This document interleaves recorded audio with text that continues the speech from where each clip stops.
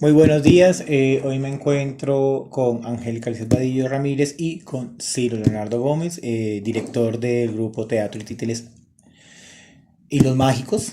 En estos momentos es director, tiene varios montajes, tiene un teatro en donde ha participado por más de 40 años en la escena colombiana, en la parte de títeres, marionetas y también teatro, más de 50 años, perdón. ¿Y qué? Y entonces, bueno, entonces primero que todo para los permisos, si Leonardo Gómez me autorizas el uso de tu voz para esta entrevista. Claro que sí, con todo gusto, Giovanni Ok, y Angélica. en este momento también nos acompaña Angélica Lizeth Vadillo Ramírez, es trabajadora social y culturalista, estudios culturales. También nos acompaña en la entrevista porque también pues, nos va a dar unos apoyos dentro de la entrevista. Angélica Lizeth Vadillo Ramírez, ¿me das autorización para el uso de tu voz para esta entrevista? Sí, claro que sí. Ok, entonces, bueno, previamente a Ciro yo le había enviado 10 preguntas con las cuales estoy trabajando en mi maestría, que es Arte, Educación y Cultura. La maestría o la tesis la estoy enfocando en la parte de públicos, para parte de teatro, tanto espacios no convencionales como espacios para no convencionales. Entonces, bueno, entonces aquí empezamos La con primera pregunta la la tengo primera acá. pregunta. Dice, uno, ¿cuál es la importancia de la pedagogía teatral en la creación de públicos en Bogotá? Para poder responder esa pregunta y todas las demás que siguen, pues tenemos que ponernos como en contexto sobre los conceptos. Entonces, primero, ¿qué es arte? Y además, ¿qué es pedagogía, no? Entonces, ¿qué es arte? El arte es un conjunto de manifestaciones de las facultades creativas y expresivas de los seres humanos que permiten la comunicación de ideas, sensaciones, sentimientos, emociones a través de muchos medios, como por ejemplo el gesto, la voz, la forma, el movimiento, el color, todas las formas o texturas y que son muestras elocuentes de lo que denominamos expresiones artísticas. Entonces, Perucho Mejía, que es un investigador de la Universidad del Valle, decía que el arte es un hacer, expresar haciendo, y expresar viene del latín exprimere, que significa hacer algo que salga del interior de una cosa ejerciendo presión sobre ella. O sea, expresar es como exprimir, es como sacar Sí, el de jugo. dentro hacia los demás. Entonces, en el arte hay diferentes disciplinas, entonces hay disciplinas artísticas en distintos campos y cada uno pues tiene, digamos, como su propia, digamos, haciendo una taxonomía, un ordenamiento, hay como cuatro grandes categorías, que son por una parte las artes visuales, que son la arquitectura, el arte digital, la pintura, todo lo que tiene que ver con el dibujo, diseño, la pintura, etcétera, etcétera. Otro que es, o sea, las artes visuales, o sea, las artes gráficas. El segundo es el de las artes escénicas o artes dinámicas. Ahí está el teatro, el mimo, los títeres, la narración oral escénica, las danzas tradicionales, el ballet, la danza contemporánea, el performance y todo lo demás, que está dentro de ese mismo rango, que son artes vivas, que llamamos nosotros. Otro que son las artes musicales, que es el canto coral, composición, orquestación, ópera y todo lo asociado con las artes sonoras musicales. Y el cuarto campo es el de las artes literarias, que es el de la narrativa, cuento, novela, poesía, ensayo. Otros proponen una quinta categoría, que es la categoría de las artes audiovisuales. Entonces aparece recientemente esa categoría de las artes audiovisuales con el desarrollo de diferentes tecnologías. Entonces, al aparecer la fotografía y el cine, aparecen otras formas de expresión. Y entonces la fotografía, el cine, el video, las instalaciones videosonoras se convierten como en otra categoría de las disciplinas artísticas, son un quinto campo de las disciplinas artísticas.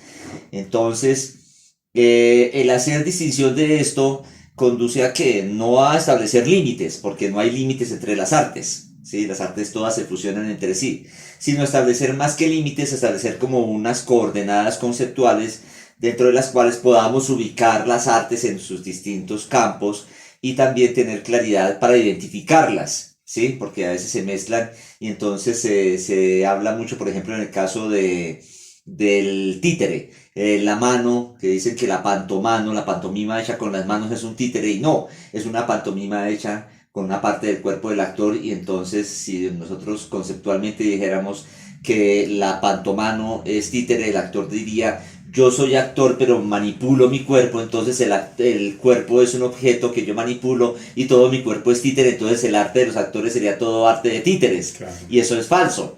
O sea, es otra cosa diferenciable del arte de dar animación a objetos inertes. Bueno, entonces esto lo doy yo como inicio para aclarar esta primera parte de la entrevista. ¿Qué es la pedagogía? Entonces la pedagogía tiene que ver con las prácticas educativas de la enseñanza en un determinado aspecto o área. Entonces en eso juega también un papel muy importante, al igual que en las artes, la lúdica.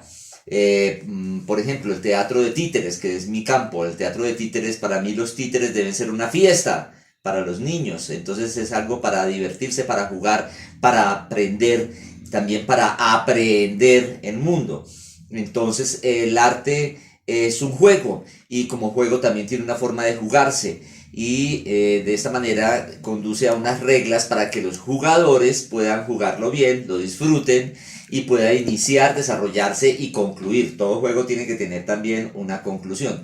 Entonces lo mismo sucede en la pedagogía y en las artes. Entonces la importancia de la pedagogía en la creación de públicos pues es muy importante porque desde niños estamos siempre explorando el mundo. Cuando el niño juega con una pelota no solamente está jugando con ese elemento, sino que descubre que lo esférico puede rodar, entonces va descubriendo las leyes físicas a través del juego y a través del teatro puede también conocer cómo son las relaciones entre los seres humanos y las diferentes formas que se conjugan en esa expresión integrada que es el teatro. En el teatro está la música, está la literatura, está la danza, está también el arte dramático en propiedad y todo lo demás que se relaciona con esto, como por ejemplo la escenografía, que también tiene elementos pictóricos, la iluminación también es pintar con luz de colores y entonces la iluminación también es otro lenguaje que se puede escribir, uno puede escribir la iluminación.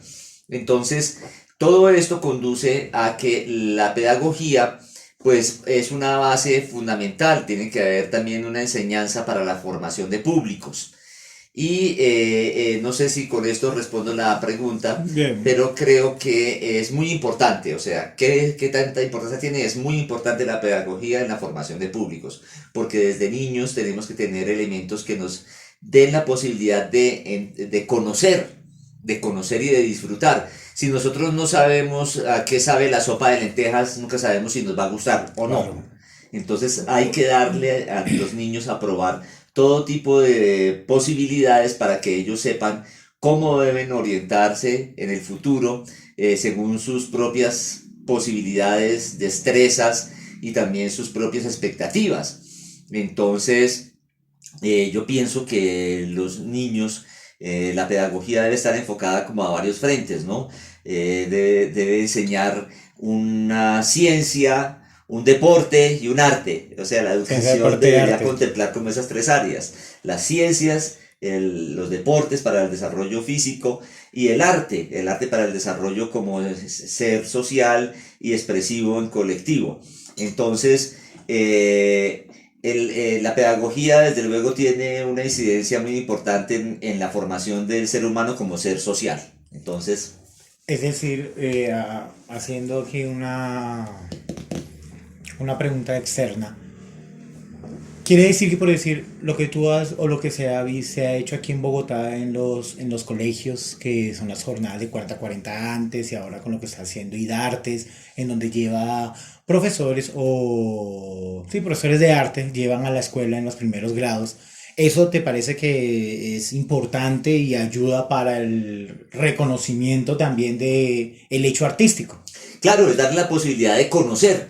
Entonces es otra forma de enseñanza, de conocimiento. Entonces la ciudad, Bogotá, tiene muchos elementos que no son solamente los que están dentro del aula de clases. En la ciudad también tenemos Claro. muchos elementos de los cuales podemos aprender. La ciudad nos enseña y la ciudad nos enseña Perfecto. Todos los campos, o sea, cómo nosotros como seres humanos nos instalamos en una sociedad y podemos obrar funcionalmente de manera adecuada y armónica con el resto de las personas. Entonces, la ciudad también es como una... Es también como una escuela.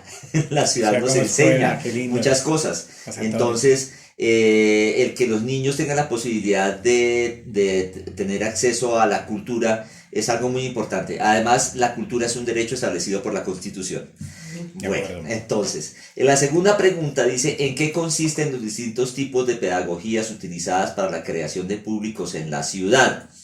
Entonces, las distintas clases de pedagogía que yo conozco son la pedagogía descriptiva, la normativa, la pedagogía infantil, la pedagogía musical, la pedagogía terapéutica, la pedagogía social, la pedagogía psicológica, entre muchas otras más. Entonces, la pedagogía abarca todos los ámbitos de la formación, del desarrollo del conocimiento, de la creación, y entonces las pedagogías, al abarcar semejante cantidad de campos y tener tantas aplicaciones, entonces esas pedagogías, desde luego que inciden directamente en la formación del ser humano, no solo como ser humano que tiene necesidades que debe satisfacer, sino también como ser humano que tiene no unas necesidades físicas, sino también unas necesidades espirituales y unas necesidades espirituales asociadas con las artes, que son las que nos convierten más en seres humanos, ¿no? Si no tuviéramos el arte seríamos simplemente robots o seres que viviríamos en la naturaleza igual que el resto de los animales. Nosotros también somos seres animales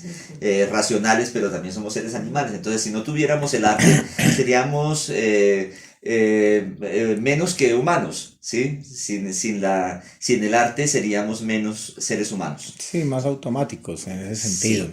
Entonces, los distintos tipos de pedagogía ayudan a la creación de públicos, desde luego que sí.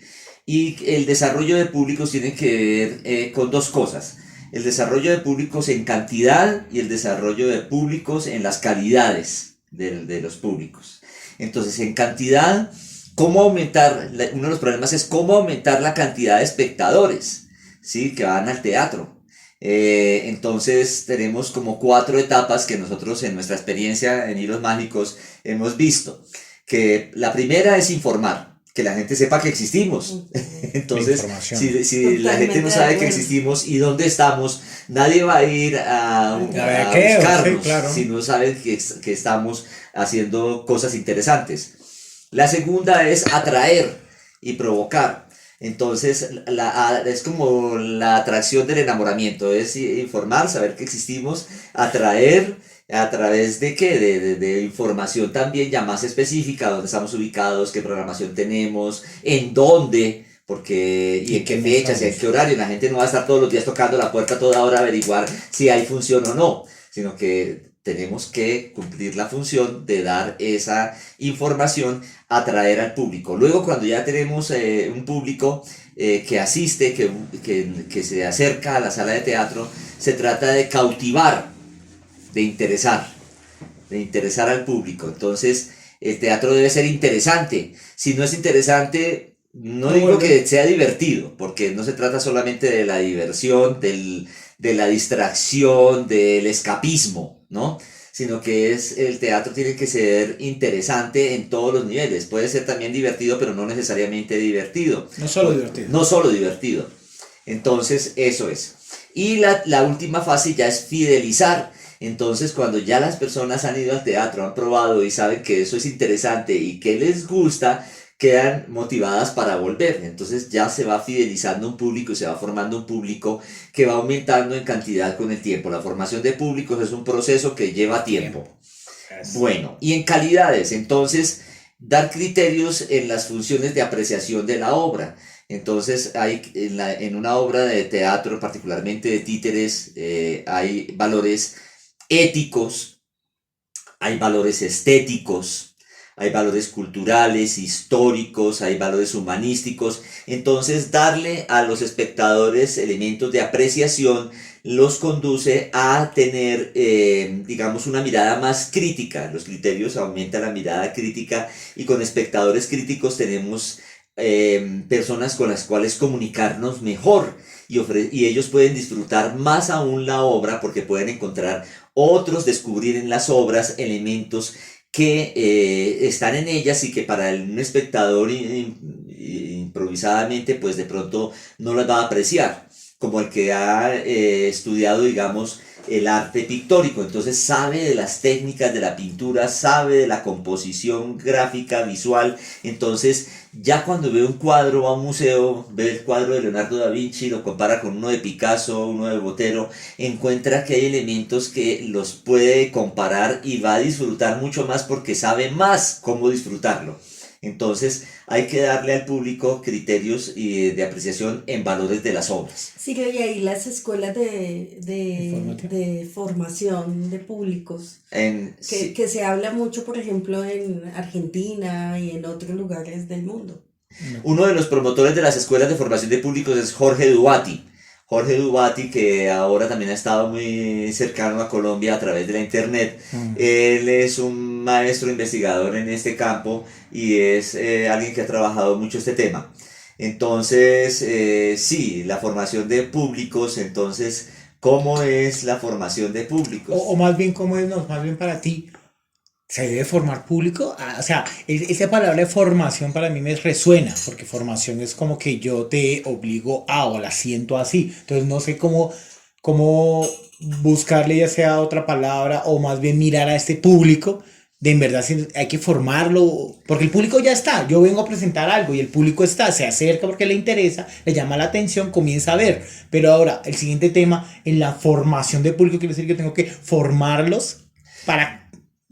En la educación, al darle la posibilidad a los niños de conocer, por ejemplo, los títeres, entonces los niños van a encontrar ahí que es divertido, participan, intervienen en la obra, pero es labor del maestro también darles las pautas para conocer esto y cómo disfrutarlo mejor.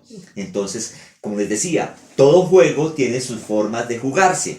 Entonces, ¿cómo enseñarle a los niños a ir al teatro y disfrutarlo para que todos puedan hacerlo de una forma adecuada? Entonces los niños tienen que conocer que el teatro se desarrolla en un ámbito especial y que no pueden ir a invadir el espacio escénico si no es que son invitados por la misma obra a hacerlo y a jugar en el escenario, claro, sino que el espacio del público es su espacio, el espacio de los actores es un espacio ya más reservado. Entonces hay diferentes formas de jugar el teatro y los niños tienen que ir aprendiendo poco a poco cómo es esto para poder comportarse de la manera más adecuada y también tener una posición frente a la obra de teatro que les permita disfrutarla de una manera más adecuada. Entonces, si la palabra formación de públicos o la expresión formación de públicos suena mucho como a la formaleta de tenemos que darles estructura y todo, entonces llamémoslo mejor desarrollo de públicos. ¿Sí? Entonces, el desarrollo de públicos. Entonces, el desarrollo de públicos vendría en dos campos, en la cantidad y en la cualidad. ¿Sí?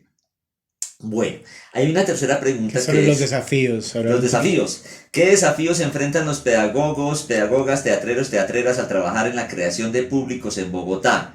Hoy, los desafíos, si nos ponemos a hacer la lista de todos los desafíos, son muchísimos.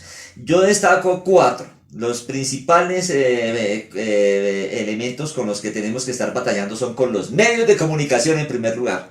Lo que les decía, ¿no? Si la gente no está informada, pues entonces, ¿cómo? Hace 30 años no existía la internet, o no era un medio de comunicación masivo como hoy. Entonces, nosotros dependíamos de lo que los periódicos y las revistas y los noticieros en televisión, en radio, publicaran o entrevistaran o dijeran de nosotros. Entonces dependíamos de ellos y los medios de comunicación son negocios privados. Sí, en la mayoría, hay algunas, la Radio Nacional es pública, la Televisora Nacional es pública, la antigua Inravisión, ahora es la Radio Televisión de Colombia. Entonces, los medios de comunicación en la mayoría son privados, son negocios, entonces ellos siempre buscan una rentabilidad, entonces quieren que por una entrevista se les pague, que por informar se paute una fotografía, entonces que paguen anuncios y todo. Entonces esto hace que haya como una censura de alguna manera, una censura velada por parte de esas empresas que solamente el que tiene recursos como por ejemplo el Teatro Nacional o cuando era el Festival Iberoamericano que tenía recursos, podían pautar y tenían presencia pública. Entonces es uno de los grandes desafíos, las comunicaciones. Otro desafío, otra parte importante son los recursos materiales, tanto de la organización teatral como del público. Entonces hay un problema de recursos que es muy grande, sobre todo en un país con tantas limitaciones como este. Entonces, los elencos de teatro son creados inicialmente con los recursos de los que los formaron en su parte embrionaria. Entonces, los grupos de teatro en este país se crearon mediante la plusvalía de la autoexplotación.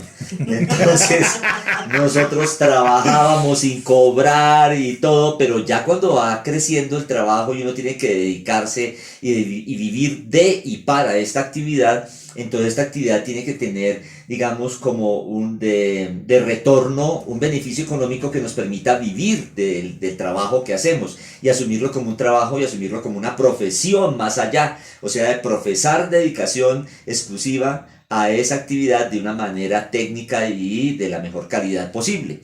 Entonces, esos recursos materiales de la organización teatral son difíciles de desarrollar porque eso tiene que ver con la gestión de proyectos y en muchos campos. Y de los públicos, porque hay públicos que materialmente no tienen recursos en este país. Nosotros, por ejemplo, hacemos funciones para niños de bienestar familiar. Como ustedes se dan cuenta, hay veces que va uno al teatro y está más de la mitad de la silletería desocupada. Hacemos funciones para las sillas y para poquitos espectadores. Y eso nos pasa no solo a nosotros, sino a todos los teatros del país.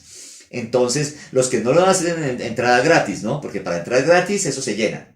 Como pasa en el Festival de Teatro de Bogotá, que dan entradas libres y entonces la fila va a 2 cuadras del Teatro de Hilos Mágicos. La fila da la vuelta y no cabe la gente en la función y después pelean porque no pudieron entrar. Decimos, pues vengan después y pagan una boleta con un descuento. No, la gente cuando le enseñan a que es gratis, entonces ya después no quiere pagar. Entonces, pero hay públicos que materialmente no tienen, ¿sí? Los niños de bienestar familiar, los niños de los centros AMAR, que son de trabajadoras sexuales o de padres que están todo el tiempo en actividades de trabajo que no les permiten cuidarlos. Entonces hay esos centros de protección y no tienen los recursos para pagar una boleta. Entonces nosotros les damos la entrada, pero no es una entrada gratuita.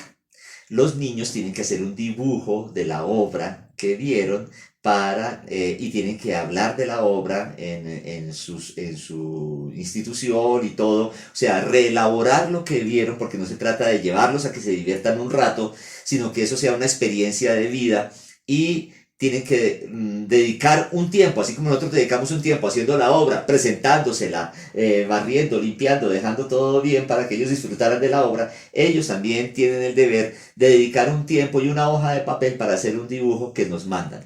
Entonces nosotros hemos tenido, no sé si te acuerdas que has visto unas exposiciones que ponemos en las paredes del teatro, donde los niños nos mandan dibujos de todas las obras que han visto, se vuelve una galería muy bonita y entonces esa es una forma de retribuir el trabajo que les damos nosotros, que hacemos nosotros y les damos no gratuitamente, sino en canje, y que ellos sepan que todo lo que se les da tiene un costo. Que no, eso tiene un valor, no es la gratuidad, ha dañado mucho el público. En Venezuela, por ejemplo, desde antes de Chávez, en la Venezuela Saudita, yo me acuerdo que yo iba a hacer funciones allá a Guanare, a Barinas, a Caracas, a Cumaná, a todas esas ciudades de Venezuela, y entonces iba, y eso era lleno, y entonces también no cabía la gente. Entonces, pero es que hay mucha gente, pues sí, díganles que paguen una boleta del 10% y que entren, paguen 2 bolívares, y en esa época 2 bolívares era como menos de una décima parte de lo que se paga en una boleta aquí en Bogotá. Paguen 2 bolívares y entren. No, maestro, no va a entrar nadie. Aquí la gente nunca paga por una boleta de teatro. Entonces, nunca pagan, entonces están enseñándolos, les están dando una enseñanza desde las políticas del Estado a que el teatro no se paga y entonces se valora muy poco. ¿sí? En todos los niveles, el teatro debe tener una valoración social en todos los niveles, en el económico, en el artístico, en simbólico, en todo, en lo histórico, en todo. Entonces, perdón, entonces ahí lo que quieres, o a donde quieres llegar también, que hay un problema estructural ahí también sobre el tema de la gratuidad o el tema del costo, de cuánto vale o cómo se cobra también una obra artística. Y ahí también hay un choque, ¿no? Con, por ejemplo, si uno dice el derecho como acceso a la cultura, ¿no? Entonces ahí también hay una confrontación, ¿no? Una tensión. Sí. Porque uno dice cómo creo públicos, pero además cuando no tienen, pero además sí es un derecho, pero además cómo logramos esta mediación en que no solamente sea gratuito, porque necesitamos que siga en el tiempo, porque lo que se ha visto es la desmanteles, o sea, cada vez hay menos recursos para los temas de títeres, por ejemplo, en Bogotá o en Colombia. Y porque la gente no demanda al Estado las obligaciones del Estado. Entonces hay colegios que son incluso colegios de monjas, que me llaman y dicen, ay, no, me pueden hacer la fusión, pero gratis, maestro, porque es que nosotros somos un colegio de religiosas. Le digo, bueno, entonces entiendo muy bien, madre, cómo es la situación, pero entonces usted puede coger un papel, una carta y enviársela, por favor, a la Secretaría de Educación, al Instituto Colombiano de Cultura en su momento, o al Instituto Distrital de Cultura y Turismo, escríbales y pídales que ellos nos contraten para que les llevemos la fusión a ustedes o que ustedes vayan a nuestra sala. Y perfecto, hacemos la gestión de lado y lado. Entonces, muchas veces lo hicieron y así lográbamos que el Estado cumpliera con su deber. Es decir, subvencionar el arte. Claro, el Estado cobra impuestos y como decía Angélica, la cultura es un derecho. Entonces, el Estado tiene que cubrir los derechos a sus ciudadanos. Entonces, si cobra impuestos por una parte, pues tiene que cubrir con esos impuestos las necesidades de la población. Y una de las necesidades más importantes es la cultura. Entonces, esa parte con la que tenemos que, ese desafío, que es el de los recursos materiales, tanto de los grupos como del público, es un problema así muy delicado, es algo que tiene muchas aristas. Sí, que no podríamos, digamos, ver desde un solo lado, sino que tiene muchas facetas, pero en nuestro caso lo vemos así. O sea, lo que hacemos tiene un valor y lo que tiene un valor tiene que cubrirlo alguien, ese valor. O sea, no podemos dar gratis. El enseñarle a la gente que esto puede ser gratis, lo que va a hacer es deformar la percepción del público sobre la valoración social del teatro. Pero también hay una obligación frente al público, la comunidad o el pueblo también de exigir a ese Estado de que la cultura es un derecho. Entonces, ¿cómo mediamos? Sí, lo tiene que financiar y creo que decía Angélica, cada vez recorta más los presupuestos para la cultura en el ministerio y en otros frentes. ¿Para qué? Para mantener una burocracia de unas instituciones, pero no para aplicarlo en lo que es el desarrollo de las artes y de la cultura en el país. O sea, esos entes deberían tener el presupuesto enfocado más a la inversión que al funcionamiento. Y eso que en Colombia ha habido un avance significativo, por lo menos en Bogotá, en comparación con Colombia o con los otros departamentos o municipios, pues tiene avances. A mí de cada me recortan 150.000 pesos para cultura, que no es un monto poco significativo. O sea, cada mes mi donación, parte de mis impuestos se va a cultura. Y la estampilla Procultura. La estampilla Procultura. Y la estampilla del adulto mayor. Y todo eso. Y la de la niñez. Entonces creo que es un tema también de una mayor exigibilidad también e incidencia por parte de los ciudadanos de a pie, pero también por parte de los gremios, de titiriteros y bueno. De todo el mundo. Como de todo el mundo, hacer incidencia política.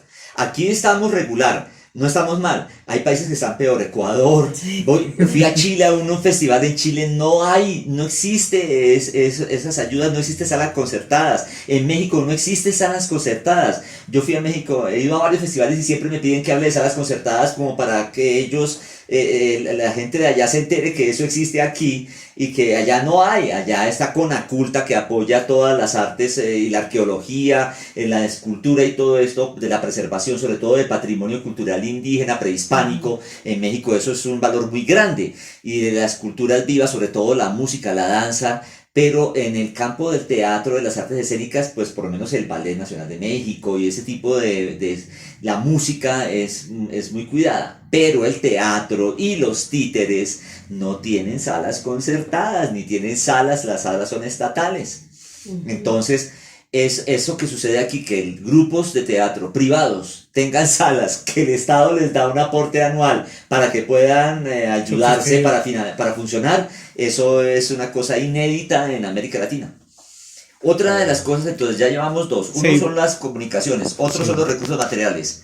El tercero, ¿vas a parar? No, sigue. No, el tercer punto es que son muchos desafíos. El tercer desafío son las calidades del espectáculo teatral. Y es un desafío grandísimo, porque entonces los otros grupos que hacen teatro, si hacen un teatro mediocre, lo que hacen es una mala publicidad del teatro y la gente no vuelve. Entonces estamos peleando, batallando contra eso, que son las calidades del espectáculo teatral. Nos encontramos con intérpretes que no vocalizan, o que el teatrino se les cae, o que los títeres se le cae una pata, una mano. Son descuidos muy grandes dentro de los espectáculos que no deberían ocurrir dentro de un espectáculo profesional. Yo a grupos de títeres que se han presentado en nuestra sala les digo, oiga, ¿usted sí pagaría 35,000 pesos por venir a ver esa obra que usted nos presentó?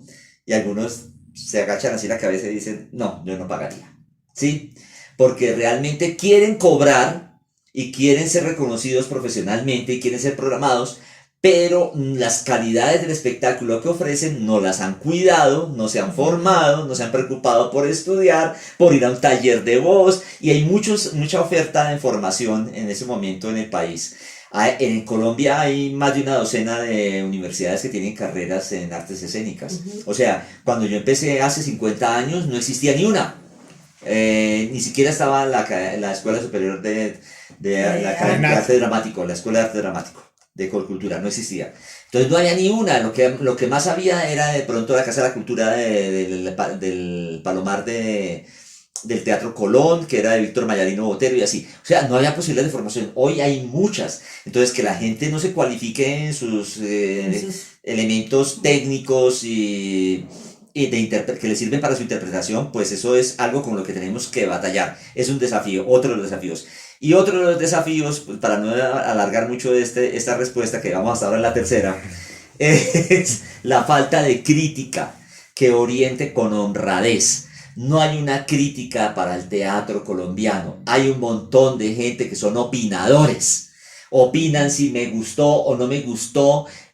Hacen el inventario de lo que les gustó y hacen el inventario de lo que no les gustó, y a eso lo llaman crítica. Y en el caso del teatro de títeres sí que menos, porque pretenden aplicarle a los títeres la crítica del teatro.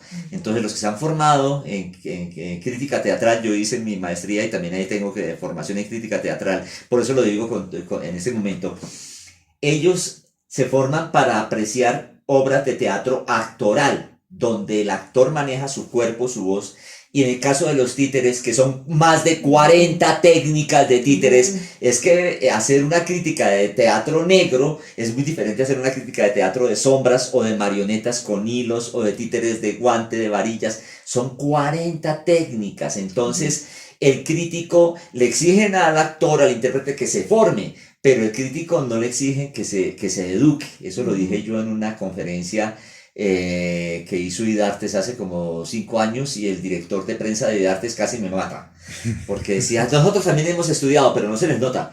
Entonces, porque han estudiado, pero para una parte, pero no lo saben todo, no le pueden aplicar los mismos criterios del teatro a los títeres o a otros géneros escénicos.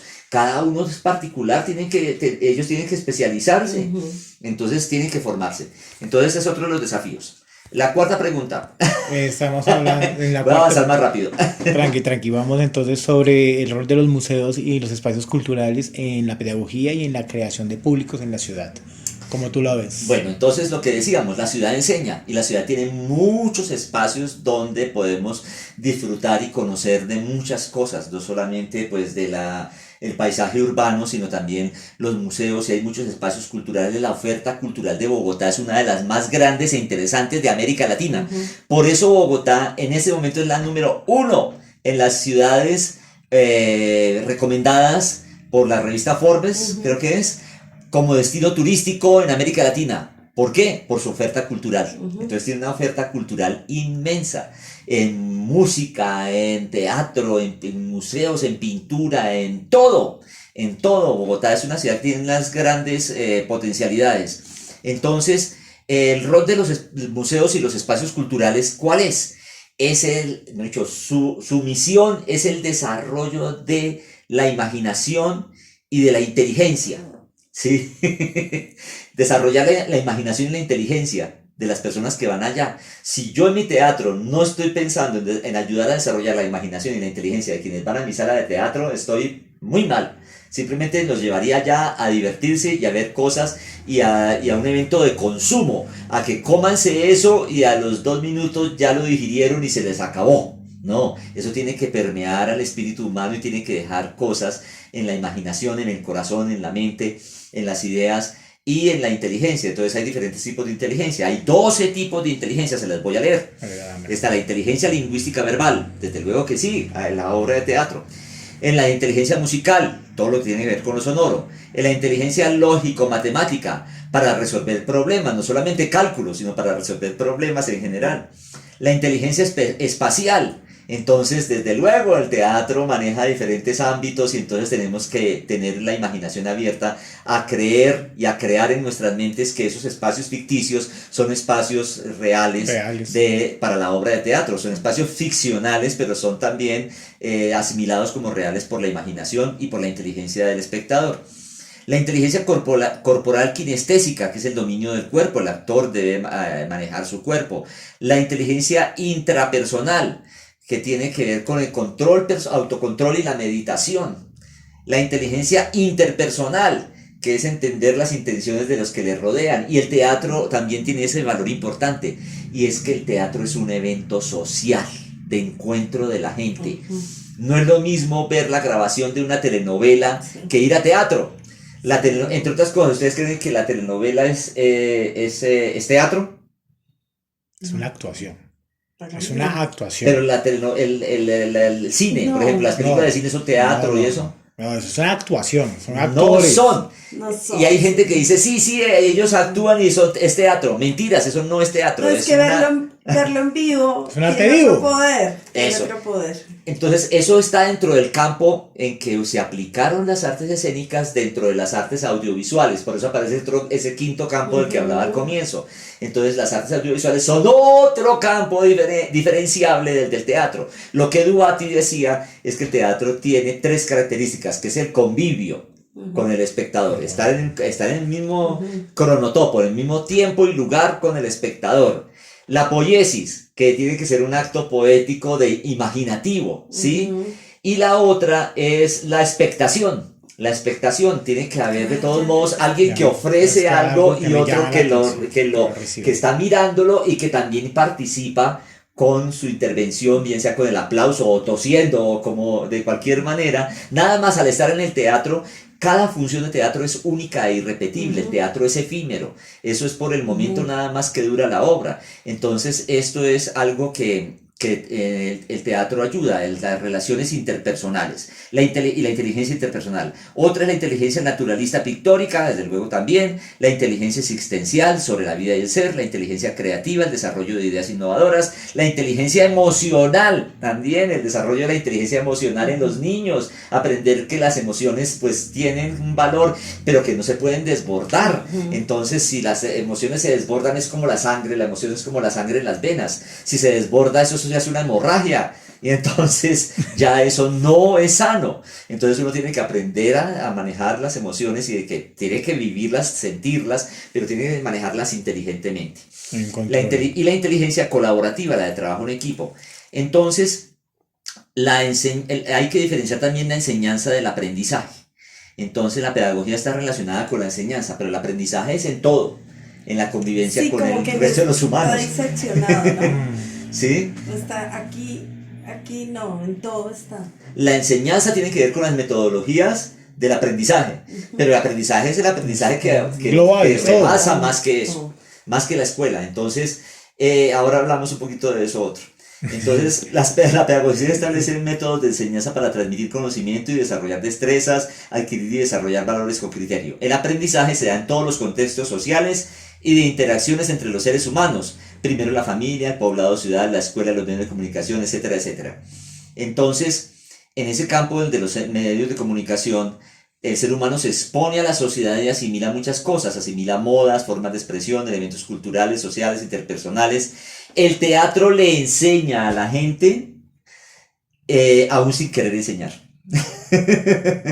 Yo tenía una discusión muy fuerte con los libélulos, porque los libélulos, yo hice un trabajo de, a ver si está por aquí, es que no, de pronto no lo encuentro fácil, que fue, esto era, un momentito, ¿dónde está?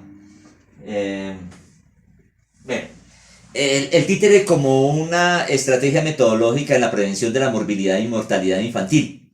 Ese fue un trabajo que hicimos en 1980 con la DIESEP, la Dirección de Investigación Educativa del Centro Experimental Piloto de la Secretaría de Educación. Me llamó y entonces yo convoqué a mis otros compañeros del grupo y nos juntamos y entonces llamamos también a gente del medio de salud y entonces los de salud aportaron sus conocimientos, los de educación aportaron las metodologías, nosotros aportamos en los títeres y se hizo un trabajo conjunto en una cosa que se llamó Supervivir, el Plan Supervivir. El Plan Supervivir en Bogotá fue inmenso en los años 80. Y el plan Supervivir era la formación en valores en salud. Entonces los títeres, pues desde luego para los niños son el medio directo y además es una experiencia de vida que es inolvidable, imborrable. Entonces eso les iba a marcar. Entonces seleccionamos 7 técnicas de títeres y seleccionamos 7 temas específicos que fueron las enfermedades respiratorias, los accidentes, la enfermedad diarreica aguda, la malnutrición, bueno, en fin, unos problemas específicos relacionados con la salud, trabajados desde el ámbito educativo y también desde los componentes artísticos, y se hizo esto y se hicieron unos talleres para estudiantes de secundaria del grado de 10 y 11, en ese momento era quinto y sexto de bachillerato. Entonces esos estudiantes tomaron los talleres con nosotros, hicieron los títeres, ¿sí?, para hacer obras, y esas obras se presentaron en la escuelita y todo eso. Se hizo una cosa que fue inmensa en Bogotá con la DIESEP, la Secretaría de Educación, y al finalizar hicimos un evento inmenso con 10.000 espectadores en el Coliseo Cubierto El Campín. Títeres, eso eran obras y obras de títeres breves, de 5 minutos, pero se presentaban, era una cosa increíble. Y se publicó un manual, que eso fue financiado por UNICEF. UNICEF fue la que puso la plata. Entonces, mire, que alguien tiene que poner la plata. Es que sin recursos materiales no se pueden hacer las cosas. Solo con las ganas no. Y con la plusvalía de la autoexplotación, pues ya tampoco. Entonces, por mucha conciencia social que tengamos, pues tampoco. Entonces, UNICEF lo financió y UNICEF publicó el librito. Yo tengo el librito por ahí. Y el libro se convirtió en un manual que lo publicó UNICEF en Centroamérica y se convirtió en un documento de trabajo y consulta en diferentes escuelas de Centroamérica, ¿sí? Entonces, el teatro enseña. Entonces yo pues les decía, peleé con los libélulos. ¿Por qué? Decían, ay no, esa gente que hace talleres de títeres para enseñar a los niños a la salud y no sé qué más. Entonces, de que deben comer verduras, eso no, yo no voy a hacer una obra de títeres para enseñar a los niños a lavarse los dientes, ¿sí? Decía, mire, la música puede servir como terapia, la música puede servir para enseñanza, la música puede servir para enamorarse, la música puede servir para sentarse y escucharla, disfrutarla, tiene muchas aplicaciones y funciones, ¿sí? Es funcional en muchos campos. El títere también. Entonces, así ustedes quieran ser puristas y es que yo me dedico a los títeres solo porque soy un poeta de los títeres y me quiero dedicar solo a eso porque es que es mi poesía. Esa su poesía le está enseñando a quien se la ve en sus obras formas de comportamiento y valores y todo, y es una experiencia, y toda experiencia enseña. Entonces todos aprendemos de las experiencias. Entonces, aunque no quieran y su vocación no sea la de enseñar, de todos modos están enseñando y se tienen que preparar para saber conscientemente cómo hacerlo. Claro, ¿y En qué ese- está enseñando también? ¿Qué está enseñando? Una parte importante. Bueno, quinto punto, esto va a durar Seguimos 2 horas, con... pero les decía 3 No. horas. Bueno, entonces el quinto punto es cuáles son las estrategias educativas o teatrales que se utilizan para involucrar a distintos públicos en la oferta cultural de Bogotá que tú conozcas o que haya pasado por tu experiencia o que tú hayas encontrado. Bueno, conozco muchas, pero voy a mencionar 4. Una estrategia educativa son los talleres previos a las presentaciones. Entonces nosotros a veces damos talleres para las profesoras, para que ellas tomen un taller, eso se lo damos también como promoción. Entonces, mire, les vamos a dar un taller gratis para que ustedes se lo den a los niños en el colegio y los traigan al teatro. Entonces el taller es gratis, pero los niños tienen que pagar la boleta. Entonces ellas hacen el taller en los colegios, entonces ya llegan los niños preparados, ya saben a qué van a jugar, ¿sí? En el teatro. No van a jugar a fútbol, van a jugar a otras cosas. Entonces, esos talleres previos a las presentaciones es una estrategia educativa que nos ha servido mucho. Otra estrategia del teatro es el de los festivales y muestras.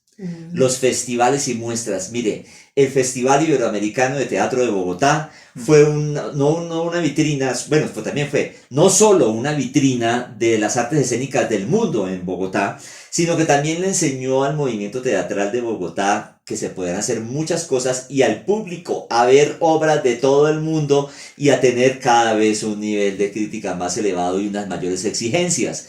Entonces ya el público no come cuento, que es que me van a poner un espectáculo con una luz y por allá el personaje está salido de la luz, no se nota que está salido de la luz, pero he dicho, hágamelo bien. Yo ya lo he visto en los festivales que hay gente que sí lo hace bien, ustedes porque aquí en Colombia no me lo hacen bien. Entonces la gente es exigente, ahora el público es mucho más exigente que hace 40 años. Entonces los festivales y muestras son estrategias educativas, también, no solamente son vitrinas. Y también en eso también sería una forma de desarrollo de públicos. Claro, sí, porque el público entonces, el Festival Iberoamericano fue un boom. Entonces, ahora este año ya no se hizo, desafortunadamente. Pero cuando se hacía, era para este año, porque eran los años bisiestos, los años pares. Entonces, fue un boom y eso impactó mucho, incluso en el turismo y en todo en Bogotá. La divulgación en general es otra de las estrategias que tenemos que trabajar de diferentes maneras. Y otra es los foros al finalizar las funciones. Los niños siempre quieren preguntar algo. ¿Y cómo mueve la marioneta? Entonces, venga, le mostraba, mire, eso tiene un hilo que mueve las manos. O la títere María se mueve con esos bastoncitos. ¿Y cómo le ponen la voz? Entonces nosotros, el muñeco se mueve y nosotros le prestamos la voz. Entonces les enseñamos cómo es que se hizo eso que ellos disfrutaron. Al final de la obra hacemos un foro y ellos preguntan y hacen también sus observaciones. Una vez el grupo Teatridanza, nosotros lo invitamos a que se presentara en el teatro nuestro. Y uno de los niños que levanta la mano y dice, yo tengo una pregunta, ¿por qué ustedes ponen a los animales a hacer cosas malas como los humanos y los animales no hacen esas cosas malas? El zorro no es malo, el zorro es un animal y ustedes lo ponen como si fuera otro, es un humano disfrazado de animal haciendo cosas de humano, malas. Entonces ¿sí? Entonces el público también nos ayuda a tener a través de esos foros una evaluación de nuestras obras y la evaluación es una herramienta de desarrollo. Bueno, Total. Sexta pregunta. Siguiente, ¿cómo se puede fomentar la participación activa de la comunidad en las actividades culturales de la ciudad? Bueno, entonces hay distintos tipos de organizaciones teatrales y distintas formas en que esas organizaciones teatrales asumen el teatro. Entonces, el teatro, unos lo asumen como servicio y otros lo asumen como producto. Y al asumir el teatro como servicio o al asumir el teatro como producto, la forma de relación con la comunidad es totalmente diferente. El teatro como servicio, entonces es un teatro que tiene objetivos comunitarios. El teatro como producto es un teatro comercial que el objetivo es la rentabilidad económica. Y ambos son válidos. Yo no estoy aquí estableciendo juicios de valor. Ambos son válidos, sino que son muy diferentes. ¿Sí? Entonces hay estrategias particulares. Entonces hay en las estrategias particulares, por ejemplo, integrando las responsabilidades del teatro con la comunidad circundante. Entonces necesitamos hacer un diagnóstico en nuestro entorno, saber cuáles son las personas, las comunidades o las entidades, instituciones educativas y otras más que están en nuestro entorno para poder interactuar con ellos y vincularlos a que nos asociemos en diferentes propuestas de beneficio colectivo. Entonces, cuando la gente ve que el teatro es un arte colaborativo, entonces ya entra a intervenir de una manera directa. Por ejemplo, el mismo Teatrianza tiene ahora el CIAT, allí arriba en la calera. Y entonces ellos no cobran boleta, a ellos les llegan con huevos, con papa, con gallinas, en fin, ¿sí? Entonces la comunidad ayuda construyendo una pared, ¿sí? O cosiendo una tela para un telón. Entonces la gente tiene esa relación colaborativa también con el teatro, si el teatro es un arte colaborativo. Y otra es las políticas públicas. Las políticas, ¿cómo se puede fomentar la participación de la comunidad en las actividades culturales de la ciudad? Pues a través de políticas públicas, es una obligación del Estado, a través de becas, apoyos a las salas de teatro, apoyo a los grupos sin sala, talleres y escuelas de formación artística, preservación del patrimonio, con publicaciones, investigaciones como la que está haciendo aquí el maestro. Y aquí anotaba eso que ya habíamos hablado, que ojo, las temporadas gratuitas son un arma de doble filo porque la gratuidad es una enfermedad. Otro punto es las estrategias de mercado. Entonces, ¿cómo fomentar la participación de la gente? Las estrategias de mercado. Realmente estamos inmersos en una sociedad subcapitalista. Si fuéramos capitalistas estaríamos muy bien. Los capitalistas son los europeos y los gringos y los chinos. Nosotros somos subcapitalistas. Somos una economía dependiente de los capitalistas verdaderos. Pero los sistemas capitalistas estamos metidos en esto.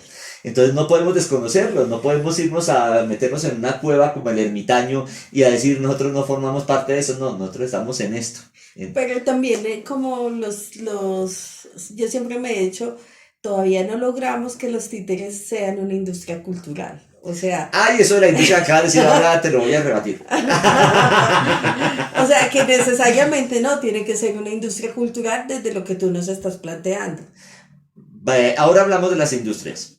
Bueno, terminemos con lo de las estrategias de cómo fomentar la participación activa.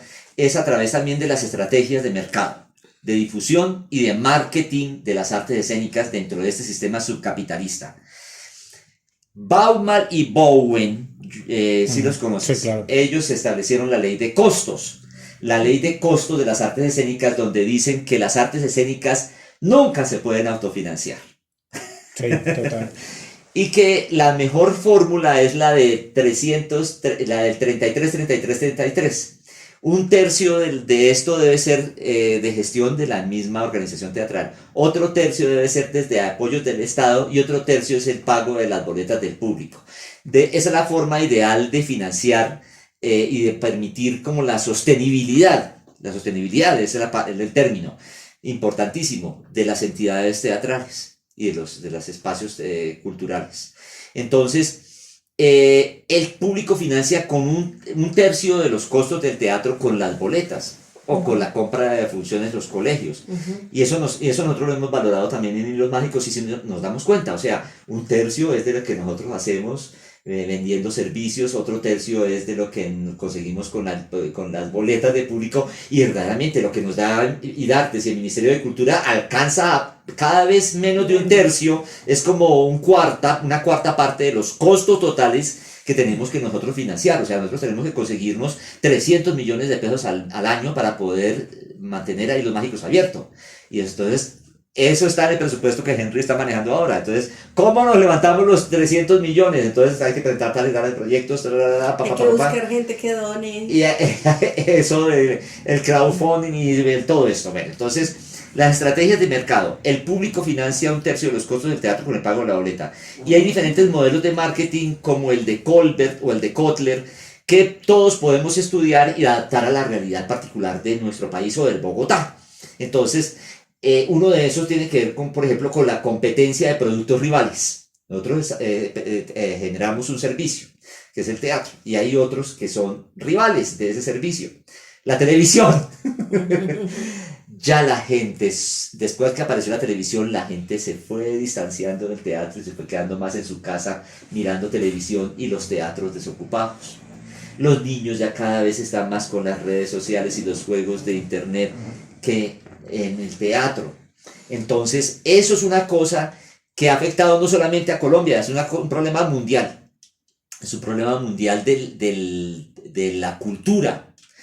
Hicieron una investigación en Europa y decían que los italianos, ni el 10, es una cosa como eso, me estoy inventando las cifras, pero es como el 10% de los italianos nunca ha ido me he dicho, solamente el 10% va a los museos, como el 90% nunca ha ido a un museo. Italia tiene una de la mayor cantidad de la oferta de museos de Europa, Claro. ¿cierto? Claro. Y los que van a los museos son los turistas. Impresionante. Sí, los japoneses, los latinoamericanos, los gringos, los turistas que van a Europa van a los museos. La gente en Alemania no va a conciertos de música clásica. Qué raro. Entonces, ni la mitad de la gente en el año ha ido a un concierto, de la población ha ido a un concierto de música clásica en Alemania. O sea, países desarrollados. Y así, entonces, ¿por qué? Porque la influencia de productos rivales, de otros servicios rivales, han ido minando ese enfoque del público hacia las artes escénicas o hacia otras ofertas culturales, porque todo se ha centrado en la televisión y en las nuevas tecnologías. Entonces la gente piensa que a través de las nuevas tecnologías ya tiene solucionado todo. O accede a todo, ¿no? Le da todo, pero es mentiras. O sea, el convivio no se da sino en el teatro. Entonces, nada eso. más. Séptimo, ¿Qué impacto tiene la pedagogía en la formación de públicos críticos y reflexivos en Bogotá? Que tú hayas tenido tu experiencia o que hayas reconocido. entonces la pedagogía tiene una gran incidencia, sobre todo por la carencia de una crítica idónea. Entonces, como no hay crítica idónea, no hay críticos preparados, es obligación de los educadores formar, orientar a esos nuevos espectadores, darles elementos, criterios para ir seleccionando lo que ellos pues van a ver y disfrutarlo. Entonces, darles criterios de apreciación a los estudiantes que van a ser los futuros espectadores, los presentes y los futuros espectadores del teatro. Entonces, la pedagogía tiene un impacto grandísimo en la formación de públicos. Si tuviéramos una crítica especializada y programas de televisión o en otros frentes que le dieran a la población esos elementos que no los da, porque no hay una crítica, todo lo que hay son simplemente espacios de comentario, lo que les decía, no hay críticos, hay comentaristas. Entonces todo se convierte en la frivolidad de la red, en Caracol. Entonces son chismes. Entonces ya eso no es informar, eso es opinar. Entonces no hace falta tanto opinador, bueno, que existan también, pero hace falta críticos, no tenemos críticos. Hay que formar críticos, pero tienen que formarse también.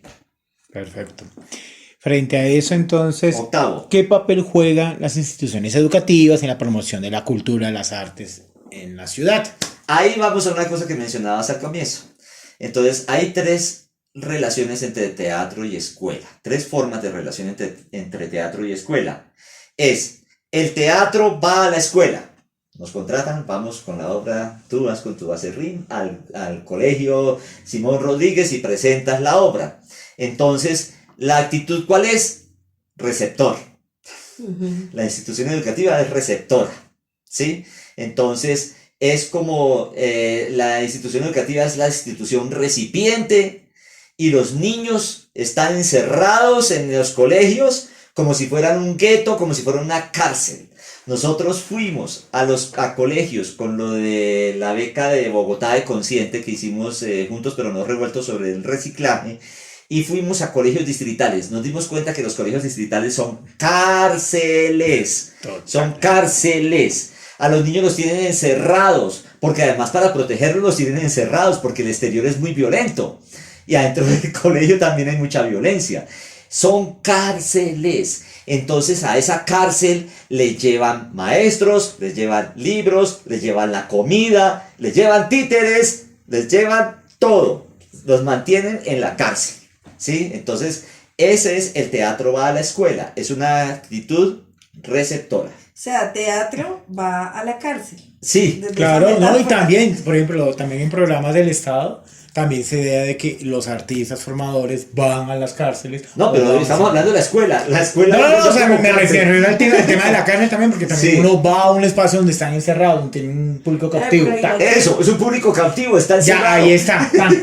Si no va por gusto, sino porque le toca. Le toca. Le toca, Le que llega, es claro. como trabajar, digamos, El tema- gusto, el gusto que- desde ahí. Que ya creo que para la formación de públicos hay que trabajar el gusto, porque el gusto es instalado, no es como que a mí me gusta el teatro porque sí, o me gusta el museo porque sí, es un gusto instalado. Y se va, y ese gusto se desarrolla a medida que lo probó.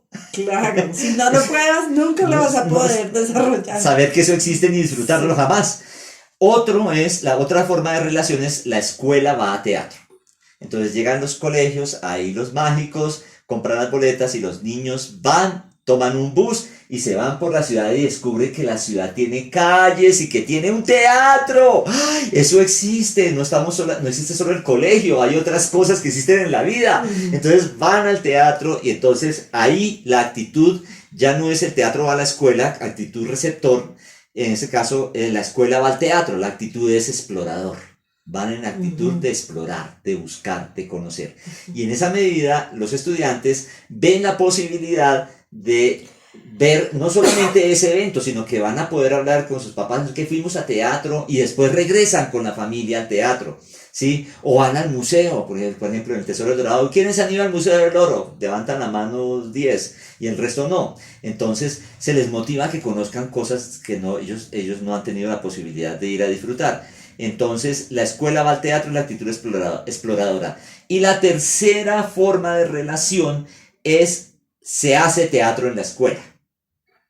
Cuando se hace el teatro en la escuela, entonces ya la actitud es de experimentador. Entonces van a experimentar qué es hacer teatro.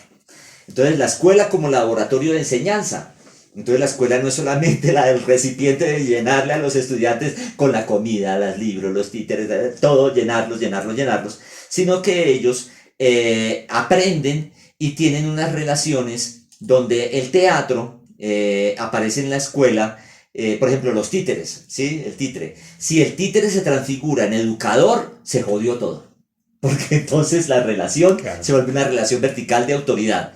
Entonces el títere dice, sí, niños, tienen que lavarse los dientes así. Entonces es el profesor que puede decirle, hágalo así, y lo hace a través de un títere, ¿sí? Y los niños no son bobos, ellos se pillan la trampa. Y entonces establecen una relación vertical de autoridad con los niños como espectadores en el colegio. Y entonces los niños, en lugar de hacer lo que dice el títere, tienen como una respuesta contraria. Y otras son las relaciones horizontales. El títere debe ser siempre, estar en el mismo nivel de los niños y comunicarse en el nivel de los niños. ¿Sí? Cuando establecen esas relaciones horizontales, se establecen relaciones de complicidad.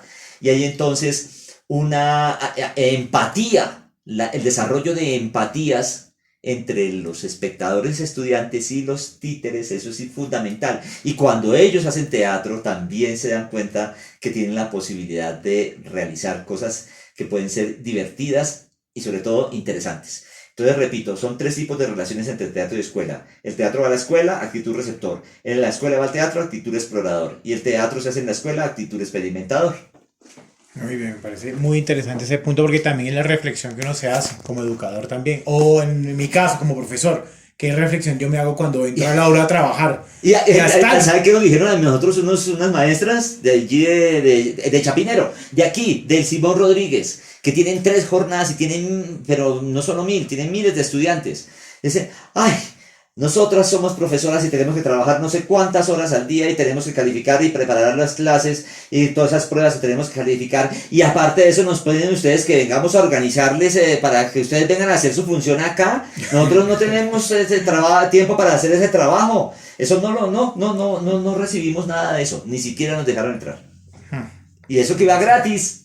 Total, sin costo. De acuerdo. Entonces, vamos con la siguiente entonces, que la es penúltima. La penúltima, la 9. ¿Cómo se puede adaptar las metodologías pedagógicas a las necesidades y contextos específicos de la población bogotana? Mire, se ¿Cómo lo tú repito. creas? ¿Cómo se pueden? Esto es el título de una tesis de maestría. ¿Cómo se pueden adaptar las metodologías pedagógicas a las necesidades y los contextos de la población bogotana? Esa es una tesis. Yo si le respondo esto, yo tendría que hacer un estudio inmenso, pero le respondo un poco desde la experiencia. Entonces se requiere un estudio serio y profundo sobre ese problema, ¿sí? Que permita hacer cambios en la orientación, tanto de la formación de los estudiantes como de la formación de los profesores, ¿sí? Por parte del Ministerio de Educación Nacional. Entonces, hay que formar personas como agentes sociales activos.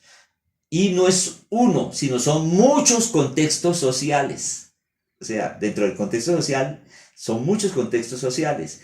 Y no es una, sino muchas necesidades por satisfacer.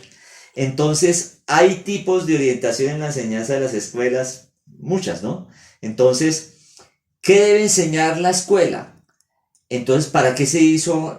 ¿Cómo se hicieron las escuelas? Eso lo saben los que estudiaron pedagogía. Entonces, la historia de la pedagogía.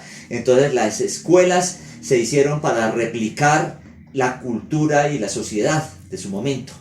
Entonces, en la Edad Media, la educación la manejaban los religiosos, los curas en Europa.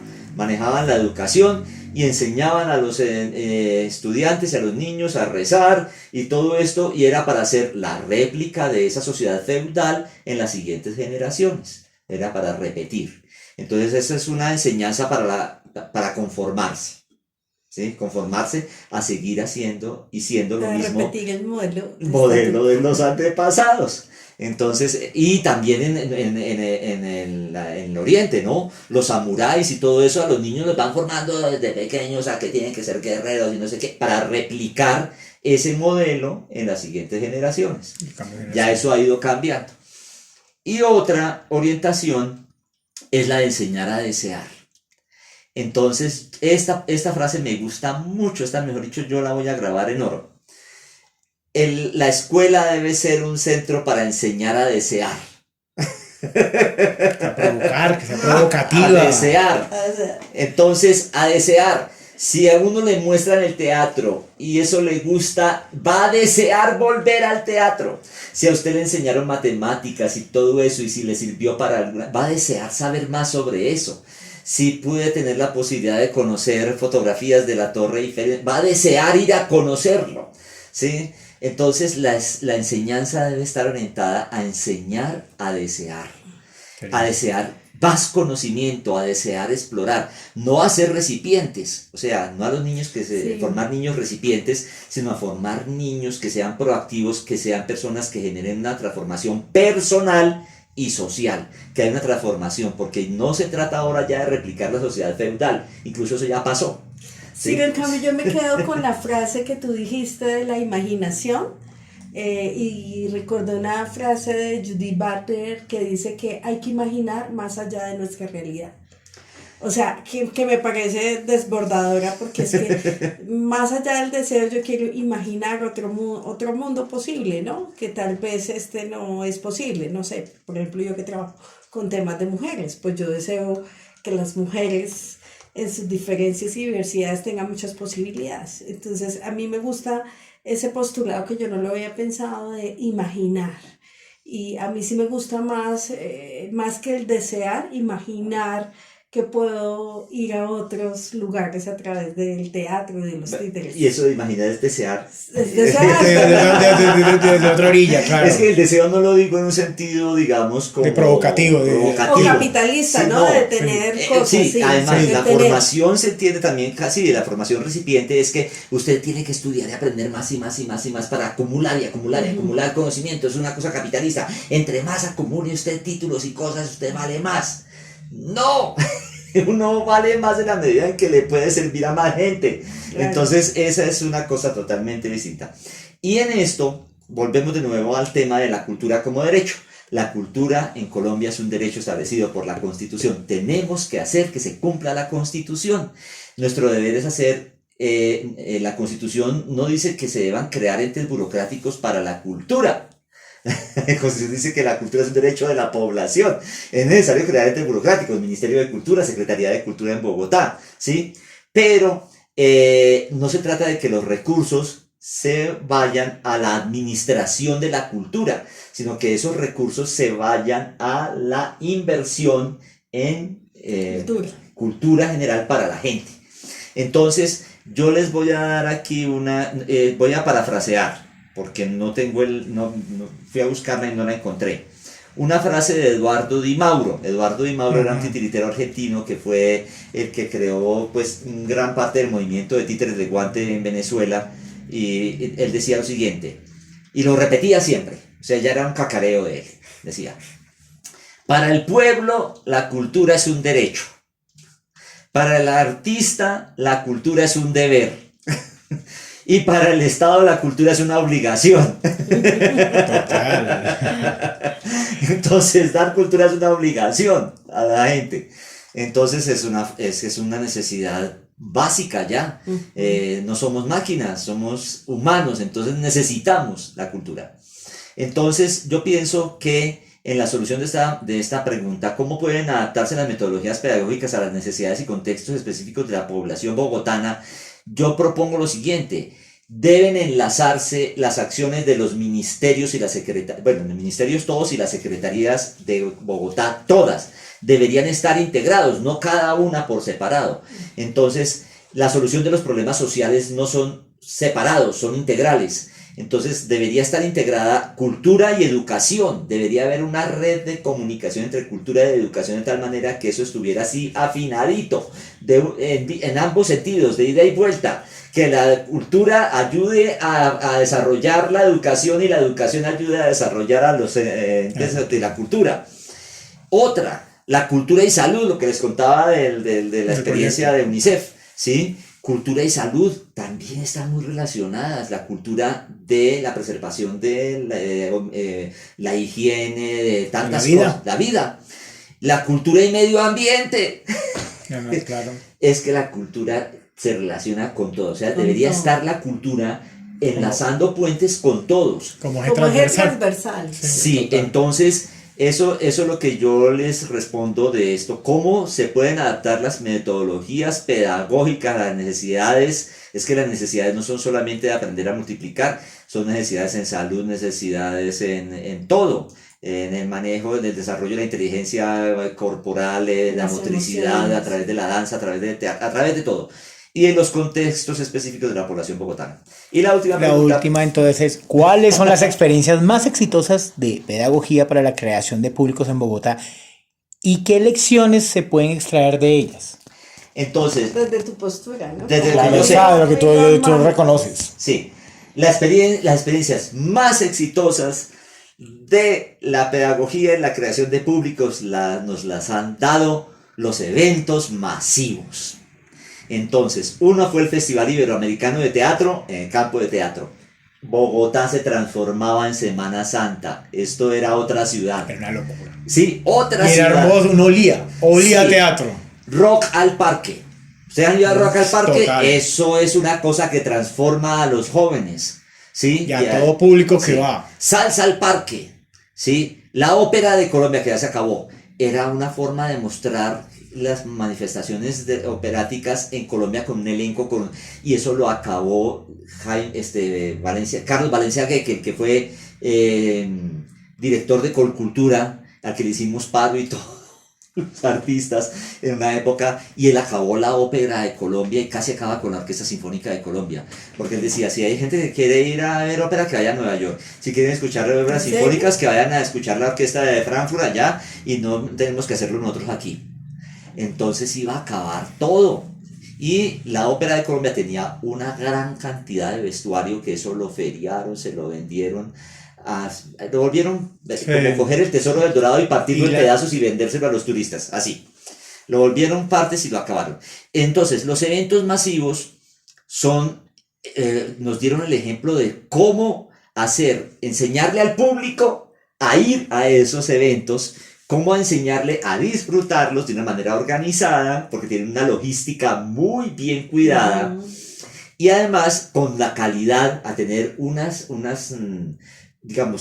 varas de calidad. Sí, cada vez la vara, si el listón está acá, los artistas tienen que pasar por ese listón. Cada vez el listón va subiendo, el artista tiene que cualificarse más para poder pasar a ese evento. Entonces, el Festival Iberoamericano de Teatro era muy exigente en su comité de selección. Rock al Parque, todo esto.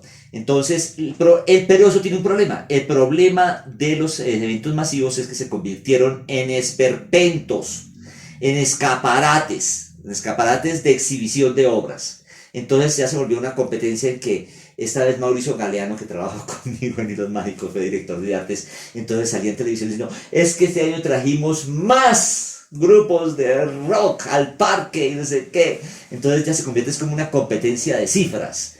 Entonces ya se vuelve una cosa esperpéntica de un gran, como dicen los españoles, que los festivales son escaparates. Entonces un escaparate donde ponen un montón de cosas para mostrar y que la gente se sienta así como apabullada de que, ay, mire, el Estado nos trajo todo esto. ¿Sí? Entonces los eventos masivos nos han enseñado esas experiencias exitosas que deberíamos empezar a adaptar a los eventos que organizamos en un formato menor. Entonces las temporadas y festivales de las pequeñas salas teatrales también emplean un poco esas estrategias y atraen nuevos espectadores y alimentan las necesidades y el interés del público habitual. Entonces, si nosotros hacemos un festival de títeres en agosto, las jornadas de títeres, invitamos diferentes grupos, no solo es porque son amigos nuestros, no solamente es porque queramos descansar ese mes, no, es que queremos ofrecerle a la gente que va al teatro a que se alimente de otras cosas diferentes a lo que nosotros hacemos. Entonces nosotros hacemos marionetas, ya han ido a ver las obras nuestras, que vean otras cosas. Y entonces el público va y como que se refresca al ver otras cosas y después regresa a vernos también a nosotros. Entonces esa es una una experiencia que viene de esos festivales masivos. Yo trabajé con Fanny Mickey 7 años en el Festival Iberoamericano de Teatro, eso era una cosa inmensa, monstruosa. Entonces aprendí mucho, para mí esa fue mi maestría, mi doctorado en gestión cultural, el haber trabajado con ella. Y otra cosa son los circuitos de teatro y las organizaciones del sector, tanto nacional como internacional. Son experiencias muy exitosas.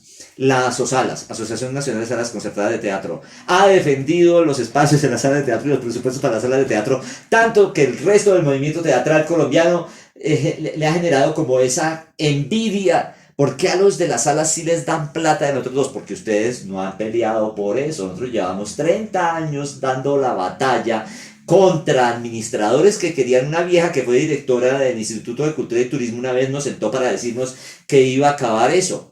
Entonces nosotros dijimos, bueno, entonces nos vamos a la Plaza de Bolívar todos y vamos a poner allá banderas naranjas, que el color naranja es el color de la cultura en Europa, según en ese momento. Y entonces la vieja se sintió acobardada y se echó para atrás. Entonces se mantuvo el programa de salas concertadas y no salgan a hacer eso. ¿30 años a las salas concertadas? 30 años lleva el programa de salas concertadas desde Ramiro Osorio. 25 años cumplió el año pasado con Bogotá, que Bogotá entró a concertar después que el ministerio, que Colcultura fue la que empezó realmente. Cuando estuvo Ramiro Osorio, él fue el que creó eso junto con Miguel Durán y otras personas más que estaban con ellos. Entonces, esos circuitos y organizaciones de teatro nacionales y los internacionales también son exitosos, son experiencias muy exitosas. No solamente en el poder ir a otros países a presentarse, por ejemplo, ahora con la UNIMA, que me nombraron a mí Patrimonio Cultural de la Humanidad. Miembro de honor del Comité Ejecutivo de la UNIMA. O sea, ya tengo ahí un asiento para poder ir a hablar, a seleccionar, a poner criterios, a decidir, a aportar, a incidir. Entonces ahí ya me dieron un espacio que no lo voy a desperdiciar. Para nada. Entonces voy a ir allá a decir un montón de cosas a España ahora a final de ese año. Entonces esos espacios internacionales han servido también para que los grupos circulen por fuera. Y hay organizaciones internacionales que han permitido que es una experiencia exitosa y es una forma de aprendizaje de cómo desarrollar el teatro. Y, por ejemplo, la apertura de programas académicos universitarios en teatro han permitido cualificar a los estudiantes de artes escénicas. En la pedagógica me llamó José Domingo Garzón y yo le dije a José Peña que sería muy bueno que entrevistaran a José Peña en estos temas porque él es profesor y además estudió artes escénicas y todo. Entonces, él sí que les puede responder muchas cosas para la tesis. Con José Peña hicimos el programa de teatro de objetos, el énfasis de teatro de objetos, que después yo ya no tuve más tiempo de eso, le dije, José, ¿qué es usted con eso? Y José tampoco tuvo tiempo, tenía cosas que hacer, lo nombraron rector del colegio, entonces ya no podía estar en el colegio y en la universidad pedagógica, le tocó dedicarse a su colegio por allá en el suroriente, y entonces cogieron y nombraron a Carlos Bernardo González y Carlos Bernardo convirtió eso en un taller de costura. Entonces, ¿qué pasó? Se acabó el énfasis de teatro de objetos. En ese énfasis se graduó Narda Rosas, por ejemplo, Claro. que fue gerente de arte dramático de Bogotá. Ah, imagínense.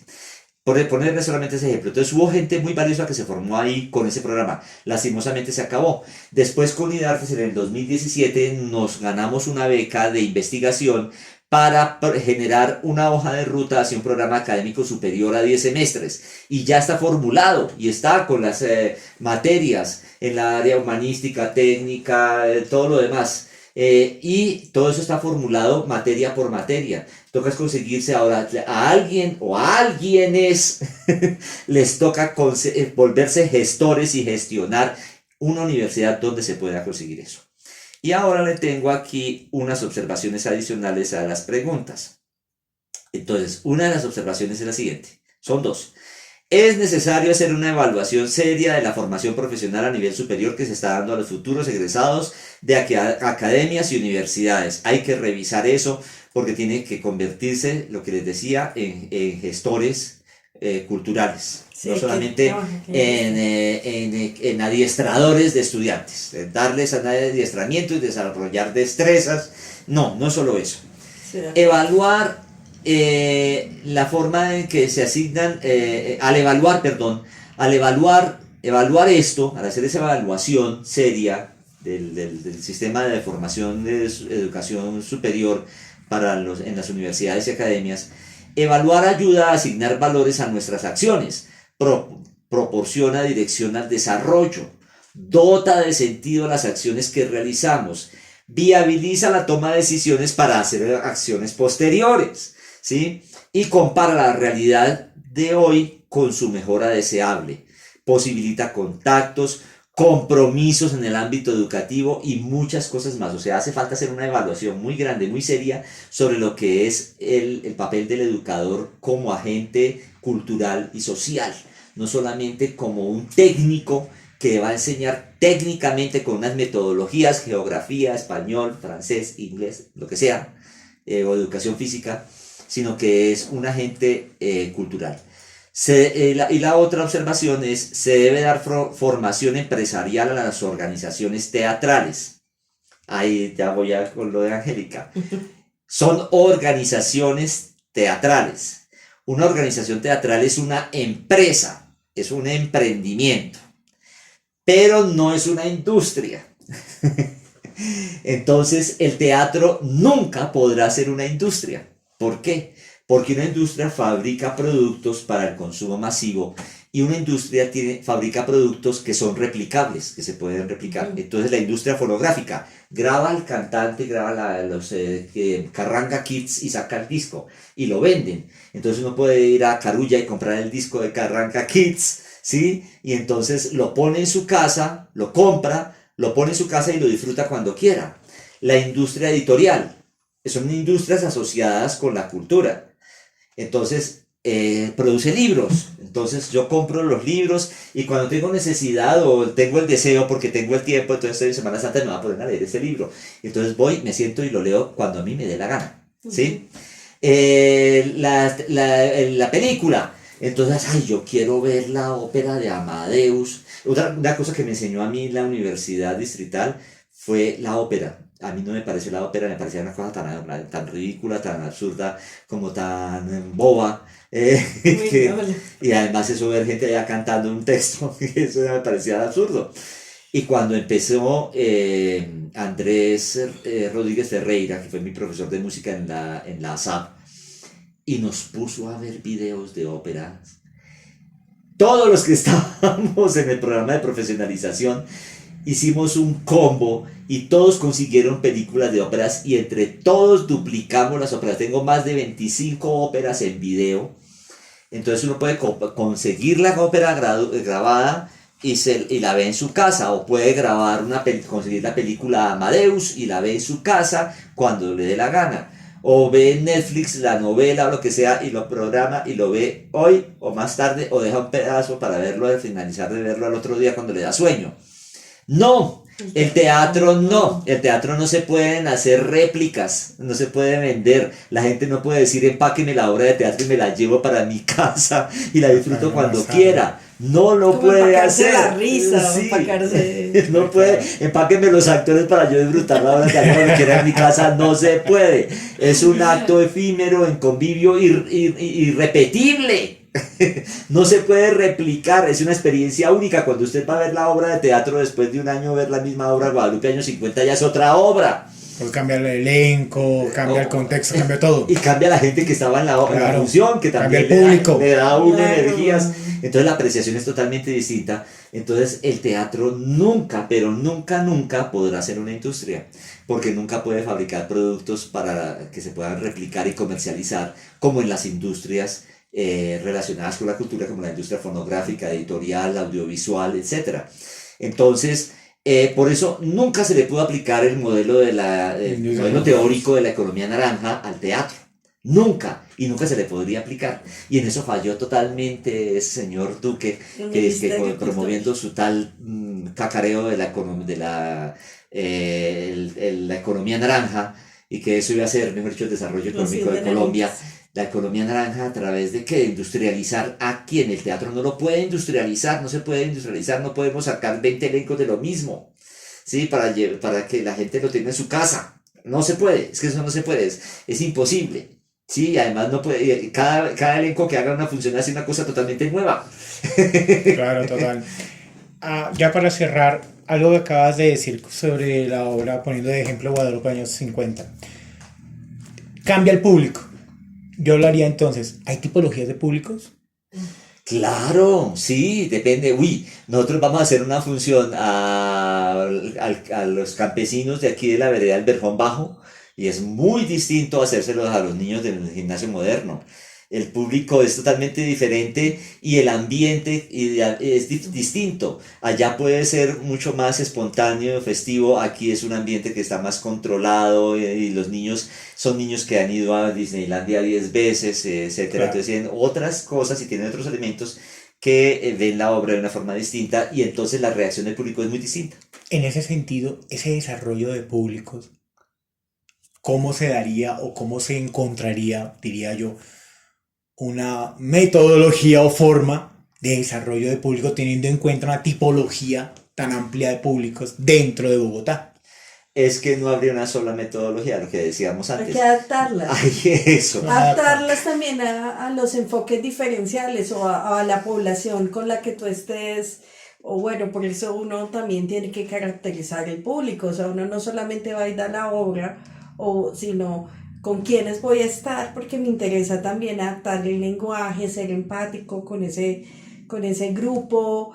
Y bueno, también pues tal lo que Ciro nos acaba de decir, los lenguajes, ¿no? No es lo mismo, no sé, estar con determinados públicos que ha tenido más acceso a la cultura a personas, no sé, que han sido sus derechos vulnerados frente a la cultura, ¿cierto? Porque ahí sus derechos son vulnerados a personas que han accedido o tienen como privilegio su derecho a la cultura, porque también es un privilegio acceder a, no sé, a los museos, a los títeres. En Colombia hoy día es un privilegio que afortunadamente, pues sí, a través de políticas públicas y demás, una gran cantidad de público logra acceder, pero sigue siendo todavía muy, muy poco, ¿no? Entonces sí creo que hay que adaptarlo también a esos enfoques diferenciales, para ponerlo también como...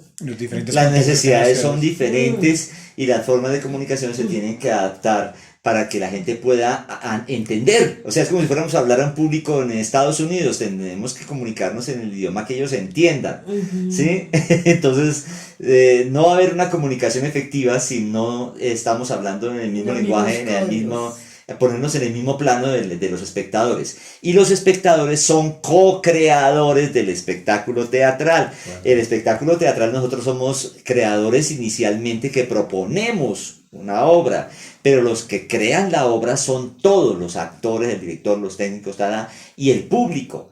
El público con su imaginación está también siendo un co-creador, el público tiene que aportar su imaginación. Si el público no tuviera imaginación, el teatro de títeres, por ejemplo, sería un evento donde hay un señor o unos señores allá en el escenario moviendo cosas, ¿sí? En unos decorados dibujados que simulan ambientes de otro lado. Y si el público no tuviera imaginación, llegaría hasta ese nivel de apreciación distante, se distanciaría. No, en el caso de los títeres, cuando el público aporta su imaginación, el público ya se lo cree, se lo crea en la mente, se lo cree y se mete en el juego, y se mete en el cuento y entonces juega, sabiendo que es una vida ficcional. Cuando le damos vida a los títeres, no le estamos dando vida de verdad. Yo cojo esto y lo animo, pero no es una animación que yo le esté dando vida. Yo no soy Dios, yo no le doy vida a esta cuchara, ¿sí? Yo le doy animación y es una vida ficcional. Y eso el público lo sabe o lo intuye, porque el niño no ha desarrollado todavía esas habilidades o esos razonamientos para entender que es así, pero lo asimila y lo asume así y se lo juega así. Una de las cosas, hablando de lo que decía Angélica, es, yo trabajé con Paweł Nowicki. Paweł, un director polaco, que vino aquí a dirigir en el Camarín del Carmen cuando estaba Gloria Sea. Estaba dirigiendo el Camarín del Carmen y ella no sabía de teatro. Y entonces llamó a este polaco y lo trajo para que hiciera la dirección de obras ahí. Y Paweł buscó y le dijeron, bueno, el señor que hace títeres es el señor Ciro Gómez. Y entonces me buscó a mí y estaba montando Drácula y había unas escenas que necesitaba que aparecieran los personajes como títeres porque no había otra forma de resolverlo. Entonces, y con él hice otras obras y con otros directores en el Teatro Nacional, el argentino, un director argentino me entregó al elenco, John Alex Toro y este otro, los que están haciendo ahora eso de Betty, la cosa del teatro allí en la plaza, esos mismos me los entregó el director me dijo, mire, las escenas de sombras le van a tener confianza en que usted las dirija. Y yo dirigí toda la parte de teatro de sombras que se hizo de los 39 escalones basado en la película de Hitchcock. Entonces, el asunto es este.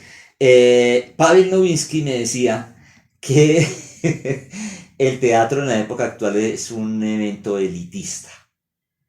Me dice, eso es solo para los que van al teatro. Y si el teatro es de 100 sillas, es todavía más elitista.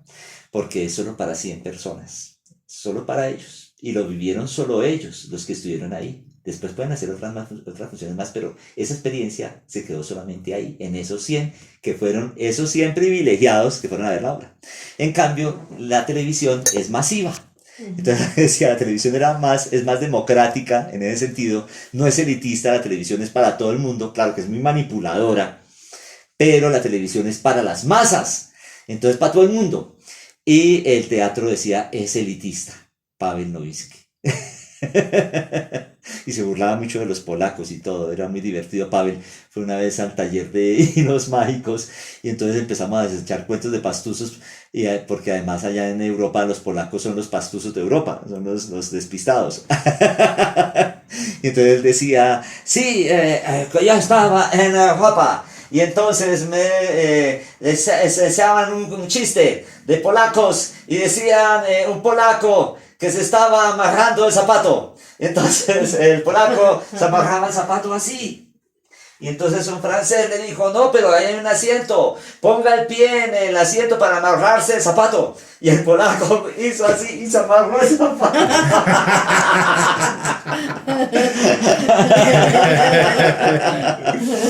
Él mismo hacía chistes de los polacos. Era muy divertido Paweł Nowicki.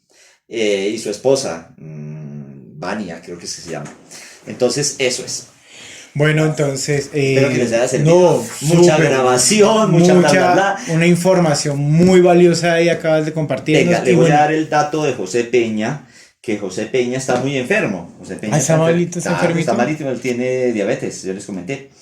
Pero José Peña de pronto le da un espacio para que hable con él y sería muy importante porque José Peña, él es pedagogo y además estudió artes escénicas y ha aplicado, y él fue el que ayudó a construir el programa académico en la pedagógica. En la pedagógica. Bueno, ya para cerrar aquí, muchas gracias Ciro por tus palabras, por haber tomado el tiempo para poder responder esas preguntas de tu experiencia y tu criterio. Gracias Angélica por la compañía y también por el aporte a la entrevista. Con gusto. Pues nada, cierro aquí, muchas gracias y hasta pronto. Ahí está enviado.